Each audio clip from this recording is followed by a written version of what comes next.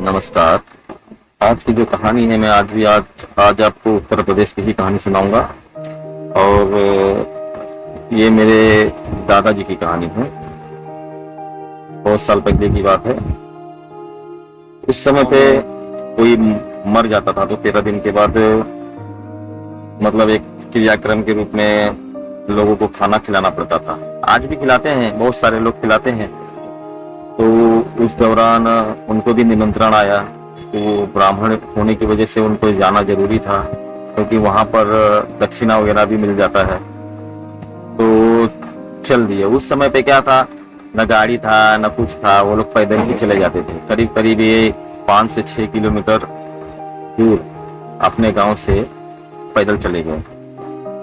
और रात के समय खाना था करीब 8-9 बजे।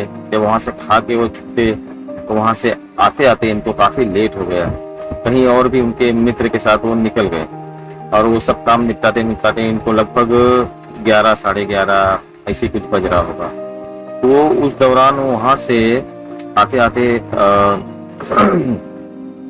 एक छोटा सा गांव पड़ता है। वो गांव पार करने के बाद थोड़ा सा बाहर आए होंगे तो वहां पर एक बरगद का पेड़ था और उस बरगद के पेड़ में देवताओं का स्थान था। देवताओं का स्थान का मतलब होता है जैसे कि फोटो वगैरह टांगा लगाया हुआ था। भोलेनाथ जी थे, हनुमान जी थे और उसी तरह से वहां पर बहुत सारी घंटियां लटकी हुई थी। तो इन्होंने घंटियां देखी। घंटियां देखकर इनको थोड़ा सा लालच पैदा हो गया। बोले यार बैल के लिए घंटी यहाँ से निकाल लेता हूँ, पैसा भी नहीं देना पड़ेगा और कौन आएगा पूछने। तो इन्होंने क्या किया, वो घंटी वहां से एक छोटी सी घंटी निकाल ली। निकाल लेने के बाद वो धीरे धीरे चलते हुए आए तो लगभग घर पहुंचते पहुंचते इनको 1 बज गया होगा। उसके बाद वो घंटी एक जगह पे रख के वो आए अपना हाथ पैर धो के सोने के लिए। और जैसे ही वो नींद में, लगभग थोड़ी सी नींद लगी होगी उनको, नींद लगी थी, थोड़ा सा सोने के लिए वो कोशिश किए। इतने में उनको आवाज आई, अरे भैया मेरी घंटी जो लेके आए हो वो मुझे वापस कर दो। अरे भैया मेरी जो घंटी लेके आई हो वो वापस कर दो।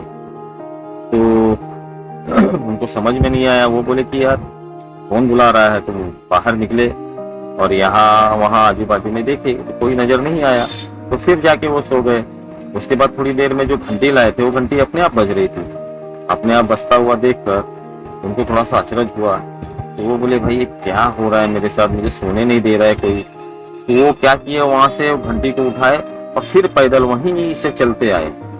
चलते चलते फिर वो उसी पेड़ के नीचे आए, उस घंटी को वहीं पे टांग कर उनसे माफी मांगकर फिर वो घर पे आए। तो ये होती है अनहोनी। तो इसी तरीके से देखिए, मानना ना मानना अपने हाथ में, अपने हक की बात है। लेकिन जिसके साथ गुजरता है उसे तो पता ही होता है कि क्या हो रहा है। तो जाने अनजाने में कोई भूल ना करे और मानिए कि जब ईश्वर है तो शैतान भी है। हालांकि वो कोई ईश्वर थे या शैतान थे तो पता नहीं, लेकिन थे तो उनके पास शक्ति थी जो कि वो उनके साथ साथ घर चले आए। और घर आने के बाद उन्होंने कहा कि मेरी घंटी दे दो। कारण कि वो जो घंटियां बांधी गई थी वो घंटी, जैसे कि आप जाके उस पेड़ के नीचे कोई मान्यता है, यानी जैसे कोई मानते हैं कि देखिए आप मेरा ये काम पूरा कर दीजिए तो मैं आपको ये घंटी चढ़ाऊंगा। तो उस तरीके से लोगों का जो काम पूरा हुआ था तो वो लोग जाके वहां पे घंटी बांध देते थे। बस यही कारण था। तो ये जो घंटियां हैं, अब इतनी सारी, कम से कम हजारों घंटियों के ऊपर था। तो लोग, आप सोचिए कि उस जगह पे कितनी शक्ति होगी, क्योंकि जब उनका काम हो रहा था इसी वजह से वो लोग जाके वहां पे घंटियां बांध देते। सर नमस्कार।